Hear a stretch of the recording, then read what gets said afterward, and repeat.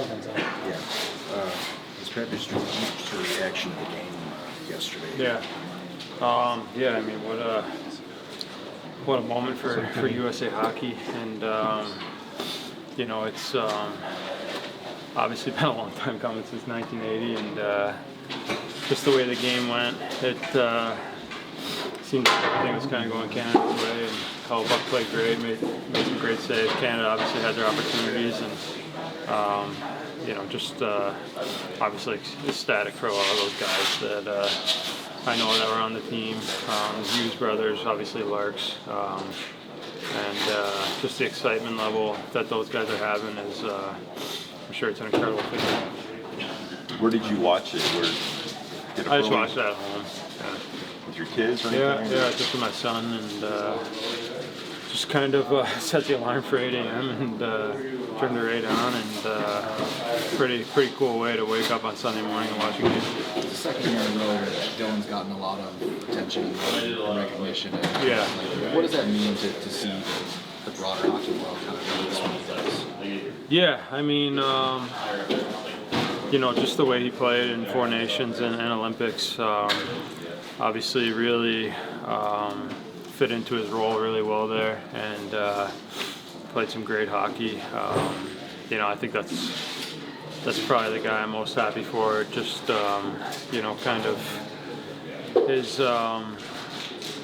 you know, love and appreciation of USA Hockey, and not only that, but as a Red Wings teammate too, and what he brings to the organization, and how much he cares. I don't think there's anyone more deserving than him. So, you know, hockey in Michigan's been big for a while now, but when you see all the players from the state that had the success, and everybody from Michigan that was on the ice during the winning goal, what does that say about the way the game is growing in this state? Yeah, I mean, it's I'm sure a lot of it has to do with the Red Wings and the success they had.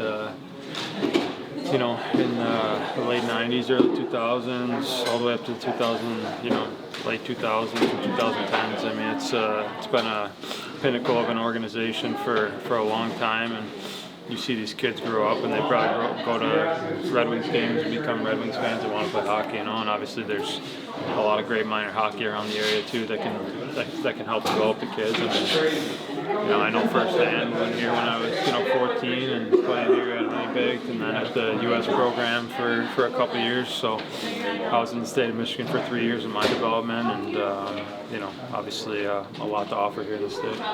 Kane, also having Mo and Lucas play in the Olympics now that they're wrapped up, just the way that they play in their compete level and what you appreciate about them as teammates too. Yeah, I think all three of those guys can be so proud of the way they played and the way they represented the organization. And yeah, I mean, obviously not really too surprising, but couldn't ask for more out of those three guys. I'm glad he had his moment. He's, you know, now he's pretty much the best American goalie ever. So, yeah, really. What stood out about him as a teammate, or just when you watched him day to day at practice, or something like that? And I want to say this nicely, and I tell him this to his face all the time, but his delusional confidence. You know, he's the puck could have gone in, and he would assume he thinks there's a hole in his glove. You know, like there's no way that puck went in. So he has a confidence and a swagger about him that is that star players have, and he is very, very talented at reading the play, and I think he's big and he's athletic and anticipates so well that yeah, that's what happens last night. So he had an unbelievable game, and couldn't be happy for him. Just how much, since you started playing, how much has the game grown just in Michigan alone? Yeah, I think the teams of 97, 98 definitely pushed a generation of probably my age and younger into playing a lot of hockey in the state of Michigan, and obviously you're seeing a lot of Michigan players play huge roles, and in the women's too, with Megan scoring the OT winner. So yeah, I think the state of Michigan loves their hockey, and I think when the Red Wings are good and buzzing, I think that many more kids want to play. So yeah, it's a good sign for Michigan hockey.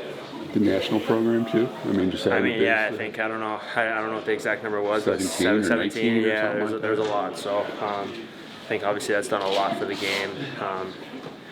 Not only the the hockey specific part, but that team probably felt more like of a team just because so many of them had played together. There was a lot of the 96, 97 age group in there, and those guys were together for a while. So. And that is important, right? I mean, for Yeah, I Canada, mean those two. Yeah, I mean there's for Canada too. I'm sure. Like, I mean those guys go to World Championships. They have World Juniors. They have all the stuff. But to be with each other for 2 straight years, you get closer. And the USA Hockey Brotherhood, like Jack was saying, was that's not a joke. You guys see Dylan every day, but for the wider hockey world, that put so much attention on him over the last 2 weeks. What's that been like for you? Yeah, I think he played really good in the medal round. As the games got bigger, he played his best, and I think, I mean, kind of happened at Four Nations last year. Kind of just happened again. But yeah, I mean, he's a great hockey player, a great leader. Has bled red, white, and blue. Has gone to so many World Championships, and so yeah, he deserves every minute of the attention that he's gotten and the success that he's gotten. So really happy for him and his family, and can't wait to hear all about all the stuff that you guys can't see.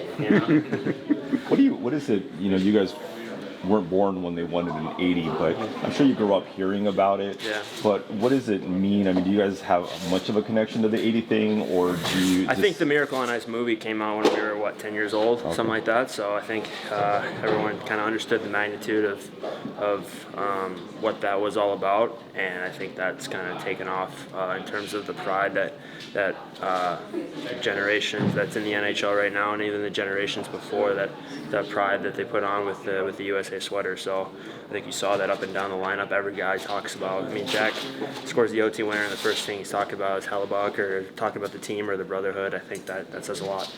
Hellebuyck kind of changed some narratives too.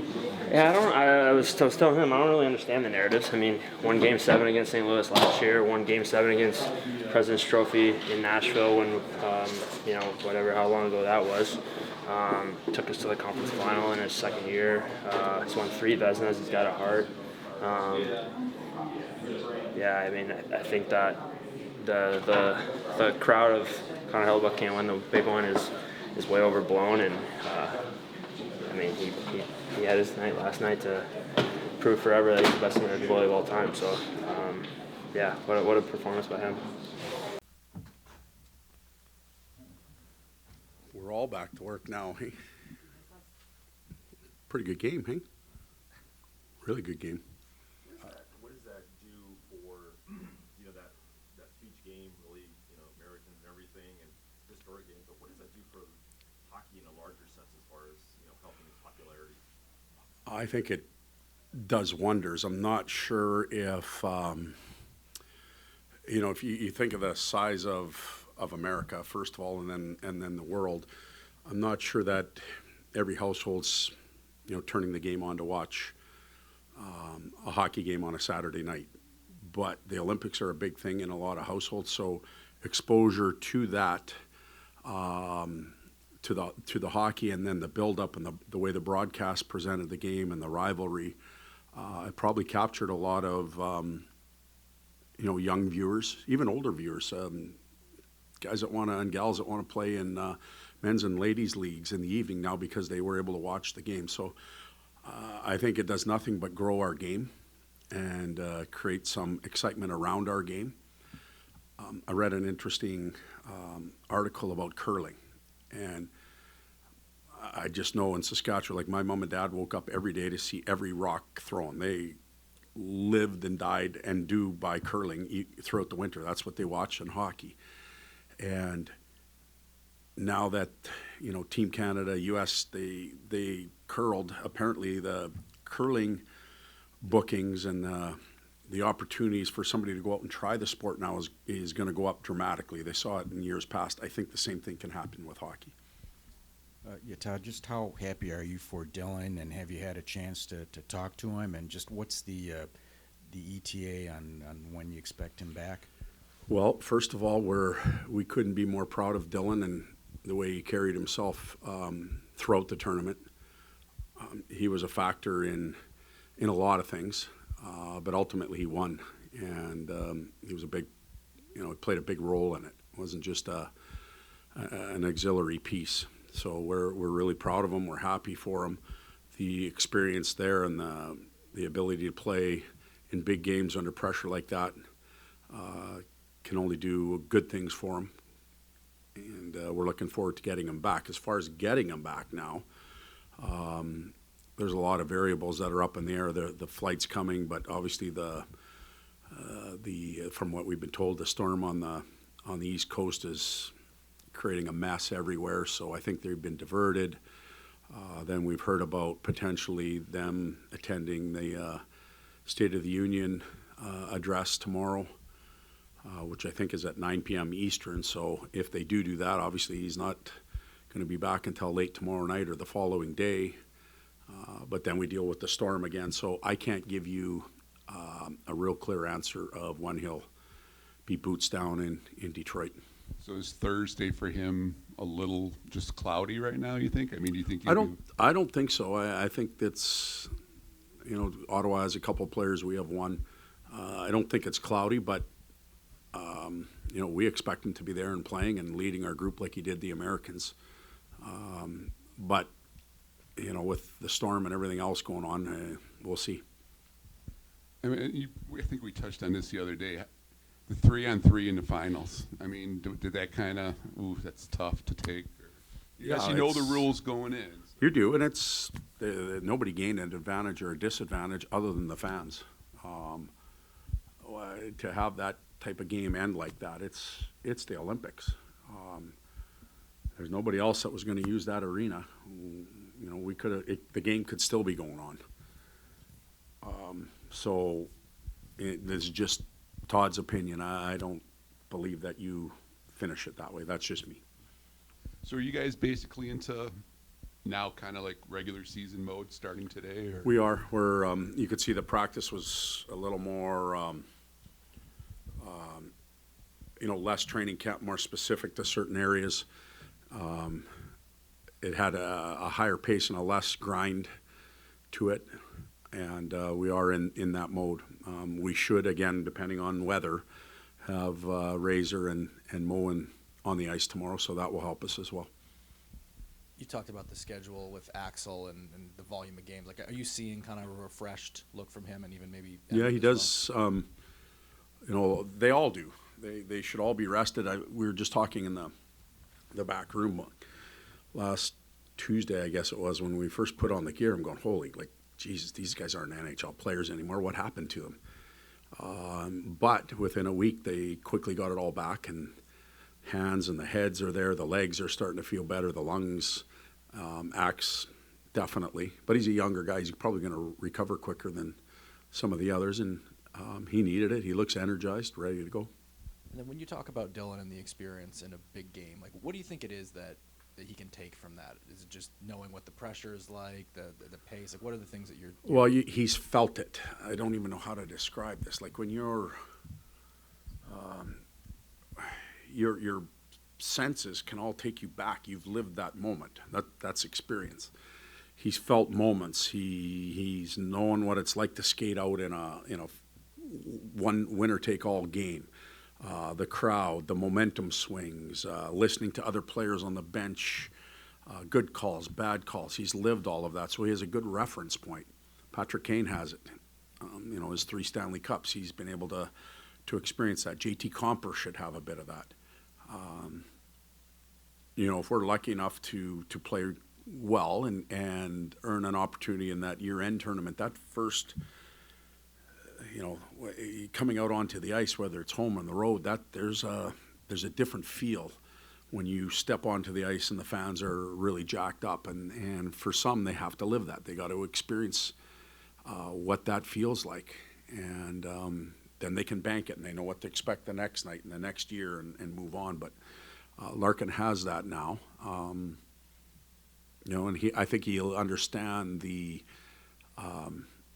magnitude of every shift, every minute, every second. We live in an 82-game season, so sometimes a shift gets away on you or whatever. But in that game, you can't. You have no margin for, well, this one isn't important. I'm going to take this shift off. It just doesn't work that way. Does all these guys have rested, but Dylan had to go through a tournament, pretty physical, especially with that hit yesterday with his neck. But do you expect him, I mean, full minutes when he comes back? And Well, he's a human being. His body can only do so much, but there's a lot of players, high-end players, that play even more minutes than Dylan that went over there, and they're all going to get back. And the management group, the coaches, the trainers, we're all going to try and figure out what's best for Dylan and make sure that he gets it. Ultimately, though, and I said this to all three of them when they went over, they have a huge responsibility to their country and to their teammates there, but they're still Red Wings while they're there. And then when they come back, you might not be feeling your best, you might not be fully rested, but we need you. You're our leaders now, and you got to dig up whatever you can, and we'll get them what they need for rest. As you know, there may be the odd practice where those three aren't on the ice, or one of them isn't on the ice, not because they're injured, just because we're trying to find them a little bit of time between now and April 15th or whenever the season ends. And part of the learning process, as you said, will carry on hopefully into the playoffs this year. But after the Four Nations last year, Dylan struggled a bit. Do you think he learned something from that, or is that related to post-tournament letdown or anything like that? Well, we have to, the situation is that one man can't carry the kingdom. It's everybody around him. And when Larks got back from the Four Nations last year, that was a 3-game series against Canada. It built up. Probably the toll physically was greater there than maybe even the Olympics. The Olympics has been longer and in a different time zone, so that factors in a little bit differently. I don't think he was, I know he wasn't at the optimum health level that he needed to be at. He was fighting through a lot of different things, but he put the equipment on and tried to give us what he had. And I think coming back this year, from what I understand right now, that health is in a much better situation than it was last year. Everyone knows the strength, just the talent level of hockey in Michigan. But I mean, is this tournament and just the way it unfolded kind of a showcase of just Michigan hockey? Yes. If you think about it from obviously from a state perspective, the program, we call it the program, is dropped right in the middle of the state, right in the middle of our city. And if you're a young American player coming up through the ranks, you have an eye on that already. That's one of your short-term career goals, is to be part of that program and go develop there. And then, again, from what I understand, the resources are plentiful there with coaches and science and ice time and all that type of stuff. So any of the kids that have gone through that program are in some way, shape, or form tied to Michigan. They've lived in billeting families. They're either from Michigan, but if you're from California, good hockey there now, you're still making your way through the program and spending time in Michigan. So it is kind of the heartbeat of American hockey, really, or development of American hockey. I know the schools, Boston would argue that, well, we are because we've got BU and BC. Tyson went to Denver. It's pretty good hockey spot.